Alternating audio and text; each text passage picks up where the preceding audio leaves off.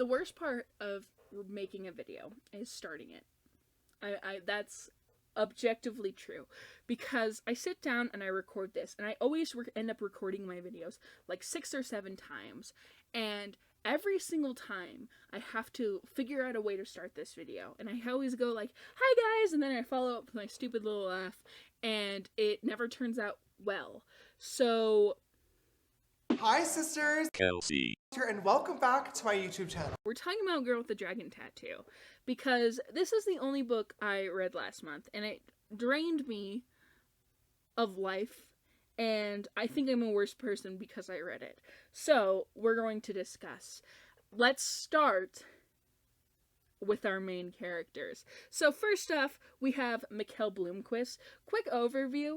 He is played by Daniel Craig in the movie, which is a really obvious casting choice, because just like James Bond, Mikkel Bloomquist is your ultimate male sex fantasy, where he just goes around and fucks every single woman he meets with, like, for no reason. Like, there's nothing likable about him. He is the most boring man you ever encounter, but for some reason, a woman he meets immediately just is legally obligated to take her pants off. Literally in chapter 3, when our other character Lisbeth is doing our PI rundown, she literally, like, is explaining, like, his character, and a major part of his character is that he just fucks, period. Like, he is bad at relationships, but he bangs everyone. He's had a long-standing sexual relationship with his co-editor of the magazine. Sometimes he pleasures her. Not often enough, in my opinion. Oh my god. Oh my god. He's the leader of our compelling narrative in this story. Our other character, Lisbeth Salander, is equally as rough, but in the opposite direction. She is, let's just, as if she was a wrestler. and his name is John C.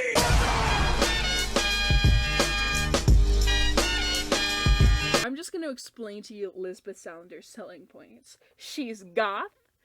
She has several graphic sexual assault sequences in this book. She's mean, and she has Asperger's. Asterisks. That's our character, Lisbeth Salander. That's our quick overview. Going more in depth, Mikkel, how do I explain to you why a character is boring? Like, how do you do that? Because if something's boring, it's boring. There is literally no defining characteristics of him besides the fact that he has sex with every single woman he comes across, and that he smokes. In addition, you could say, like, he has conviction because he stands by the things he writes, but at the same time, that's a stretch. He kind of just waddles around and asks questions and then conveniently is given answers about things. Like, for some reason, he is the person who was contracted to do this entire investigation, to solve this 33-year mystery, and I cannot for the life of me figure out why. He is a financial reporter, which is just boring. Like, I mean, like, at least he could be, like, a cool reporter. Like, he could be a crime reporter. But no, he's a financial reporter. So, he's obviously very qualified to run this investigation. And he's just your stale white man. He's boring. I have nothing else to say about it. He is boring. So, that's Mikkel Bloomquist. Then we have other character, Lisbeth Salander, who is also boring, but is also obnoxious and a caricature of victims of abuse. So, I won't get into, like, the representation of, like, Asperger's and anything like that, because I have no concept, I have no experience, I don't really know what that looks like. I cannot say whether or not this is a good representation. Reading it, did I feel comfortable with it? Did I feel like it was good? Not really, but that could just be the other multitude of issues that came with Lisbeth Salander's character. Lisbeth is a person who has suffered from abuse in the past, and it is heavily insinuated, if not outright said, that the reason she is goth in her adulthood is that she was abused in her past, which I don't feel like I would have to explain to my audience why that is such a ridiculous notion, but just to humor you, abuse doesn't have a specific style of dress. You can be wearing Ann Taylor Loft and still have been abused. It's not, you can't like look at someone on the street and been like, oh, they were abused. Sometimes people just wear all black and have lace because they want to. Sometimes people have piercings because they think it's cool. It's literally has nothing to do with your past abuse if you choose to dress the way you do. So that's how we start with Lisbeth. She is portrayed to us as someone who rejects relationships with other people, how she has a hard time reaching out to people, and how she's very self-independent, which is fine. On paper, all of those are excellent traits. However, once we get past a certain point, the author just kind of like, for no reason, allows Mikkel to overpass some of those previously established traits. Like, how she interacts with people besides Mikkel, it's just like she doesn't interact with Mikkel the same way, and there doesn't seem to me to be good enough reason for there to be a change. Especially when we go through how in the book they first interact and the context behind their different interactions. It all just seems very uncomfortable. So, let's elaborate. So, the biggest issue I have with Lisbeth is the fact that within the book, there are not one but two very graphic sexual assault sequences that, as far as I am aware, and as far as I can remember, really did not serve any purpose in the main narrative besides to illustrate how men abuse women. And like, on paper, that message is not terrible. However, the fact that I had to read with my own two eyes two graphic sexual assault sequences written by a man felt very exploitative and was just very uncomfortable, and honestly negatively impact the way I read the rest of the book, because the entire time I was stuck on the fact that for seemingly no reason this character was assaulted, and that the consequences of this assault never seemed to come around. So I felt that was very uncomfortable and exploitative, and that's why I have such a big issue with the way Mikkel and Lisbeth later interact.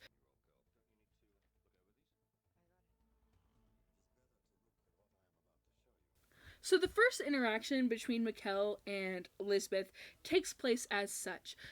Lisbeth wakes up. She has had a previous night of sexual exploits.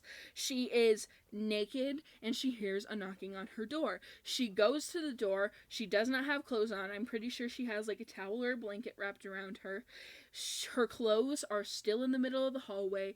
Mikkel is standing there. He confronts her, and then he basically forces himself inside of her apartment and just offers her a bagel. This scene is supposed to be very comical, but when you consider the fact that as a reader with my own two eyes, I read a graphic sexual assault sequence featuring this character very close to this scene, it's just super uncomfortable. There's just no reason. It's freaky to have a man force himself inside your house while you're not clothed, while you're vulnerable, just as a standard, and that should not be played for comedy. So when you consider this fact that the same man who wrote this scene also wrote a scene in which this other character was graphically sexually assaulted, it really adds an entire layer of context that makes that entire graphic sexual assault scene feel very exploitative. And just that entire scene was very uncomfortable, and it was not a good way for these two characters to start interacting and start developing a relationship that later would become romantic. So for no reason whatsoever, at some point later in the book, Lisbeth decides that she wants to have sex with Mikkel. I don't know. I mean, I do know why, but I'm not going to say it. So, for whatever reason, she walks into his room naked, and they start banging. And they have a continuous sexual relationship throughout the rest of the book. I'm just going to skip through some stuff, excluding the main narrative, because at the end of the book, I have to take a breath to gather myself. At the end of the book, Lisbeth goes to Mikkel's house on Christmas to declare her love for him and sees him with the other sexual partner he had throughout the book, and then she just leaves and throws the present in the trash. So I hate this. A continuing thread from their first interaction to this point is that Lisbeth is continuously in a weaker position than Mikkel, and that's just incredibly uncomfortable. Like, she's caught feelings, he doesn't have them. This relationship is just very bizarre. It's not great.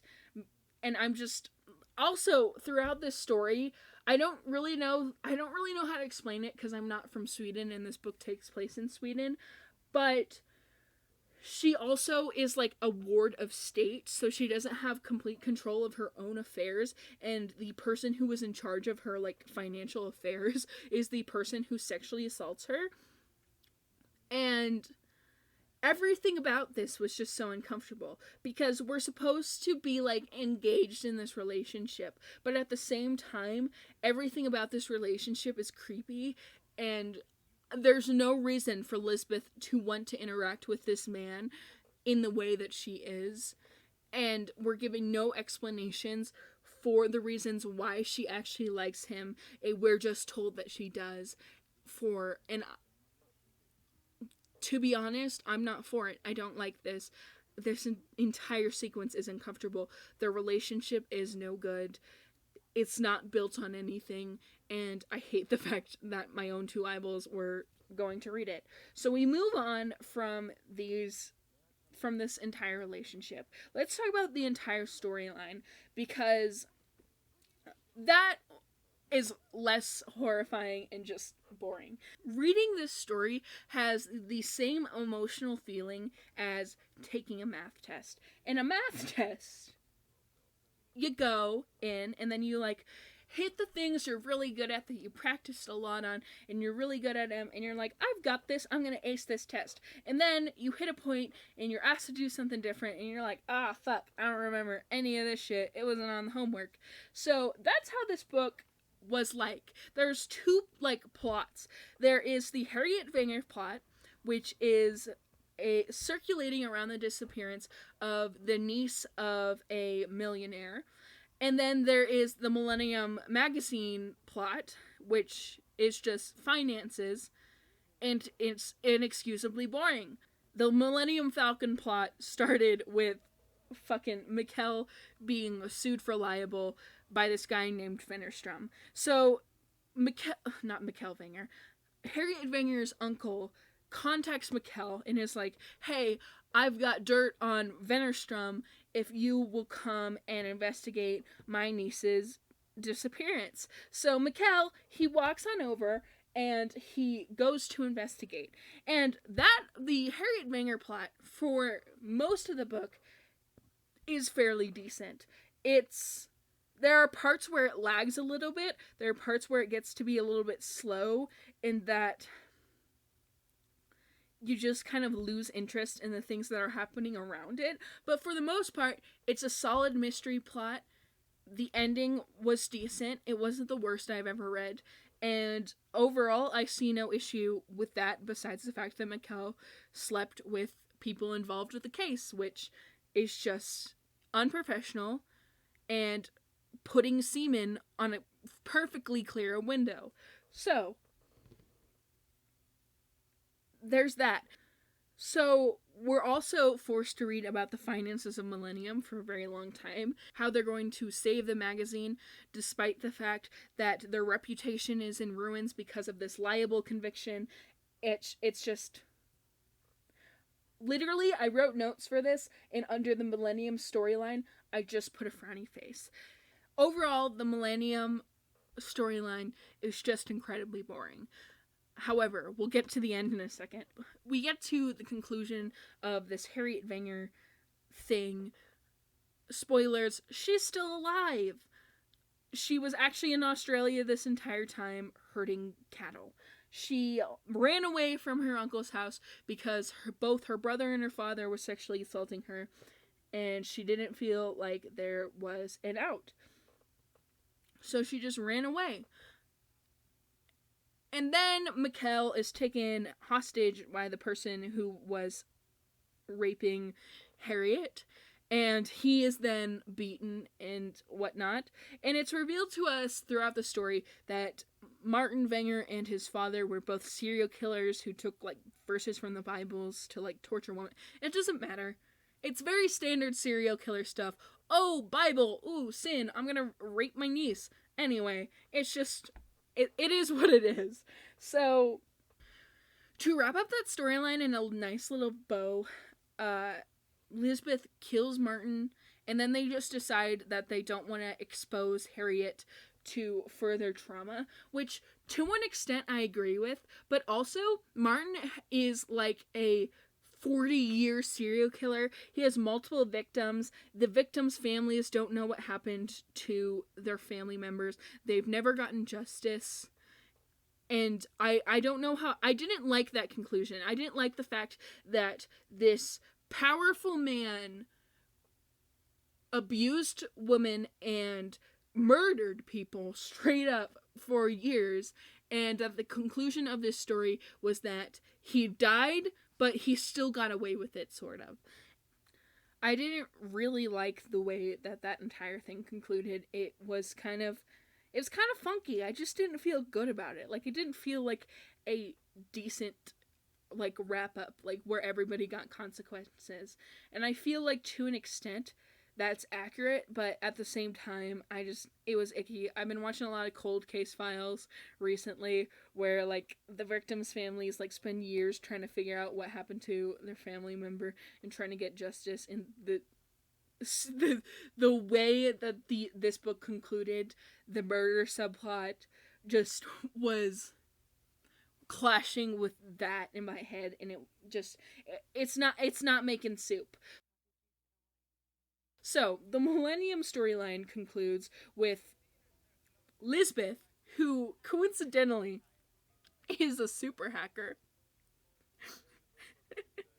I kept that little fact to myself because I wanted it to feel as contrived to you as it did to me. She's a super hacker. She hacks in the Vennerstrom stuff, exposes all his dirty laundry, and then when he tries to get away, she flies to Hawaii and gets his location, and then contacts this lawyer office, and then 3 weeks later, he's found dead. So, like...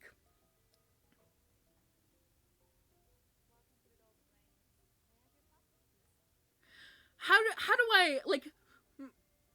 How do you guys feel about that conclusion? Because for this boring-ass magazine finance subplot, we got international hacking.